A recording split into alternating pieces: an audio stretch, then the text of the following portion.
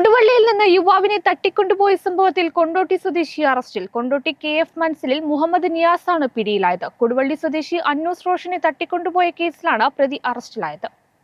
കോഴിക്കോട് കൊടുവള്ളി സ്വദേശി അന്നൂസ് റോഷനെ തട്ടിക്കൊണ്ടുപോയ കേസിൽ കൊണ്ടോട്ടി സ്വദേശി അറസ്റ്റിൽ. കൊണ്ടോട്ടി KF മൻസിലിൽ മുഹമ്മദ് നിയാസിനെയാണ് അറസ്റ്റ് ചെയ്തത്. കർണാടകയിൽ നിന്നും കേരളത്തിലേക്ക് കാറിൽ യാത്ര ചെയ്യുമ്പോഴാണ് പ്രതിയെ പിടികൂടിയത്. തട്ടിക്കൊണ്ടുപോയ ദിവസം അന്നൂസ് റോഷന്റെ വീട്ടിൽ ബൈക്കിലെത്തിയയാളാണ് മുഹമ്മദ് നിയാസ്. പ്രതി സഞ്ചരിച്ച കാറും പോലീസ് കസ്റ്റഡിയിലെടുത്തു. തട്ടിക്കൊണ്ടുപോയി 5-ാം ദിനം കൊണ്ടോട്ടിയിൽ നിന്നാണ് അന്നൂസ് റോഷനെ കണ്ടെത്തിയത്. പ്രത്യേക അന്വേഷണ സംഘമാണ് മലപ്പുറത്ത് നിന്ന് യുവാവിനെ കണ്ടെത്തിയത്. തട്ടിക്കൊണ്ടുപോയ സംഘം അന്നൂസിനെ ഉപേക്ഷിക്കുകയായിരുന്നു. മൈസൂരുവിൽ ഒരേ സ്ഥലത്താണ് സംഘം യുവാവിനെ താമസിപ്പിച്ചത്. 6 പേരാണ് സംഘത്തിലുണ്ടായിരുന്നത്. കാറിലാണ് തന്നെ തിരിച്ചെത്തിച്ചത്. 2 പേരാണ് കാറിലുണ്ടായിരുന്നതെന്നും അന്നൂസ് റോഷൻ പറഞ്ഞിരുന്നു. തട്ടിക്കൊണ്ടുപോയ സംഘം തന്നെ ഉപദ്രവിച്ചിട്ടില്ലെന്നും അന്നൂസ് പറഞ്ഞു. അതേസമയം സംഭവത്തിൽ 2 പേരെ പോലീസ് നേരത്തെ അറസ്റ്റ് ചെയ്തിരുന്നു. മുഹമ്മദ് അനസ്, റിസ്വാൻ എന്നിവരെയാണ് പോലീസ് പിടികൂടിയത്. എന്നാൽ ഇവർ സംഭവവുമായി നേരിട്ട് ബന്ധമുള്ളവരല്ല. പ്രതികൾക്കായി ലുക്കൌട്ട് നോട്ടീസ് പുറത്തിറക്കിയിരുന്നു. കേരള വിഷൻ, കൊണ്ടോട്ടി.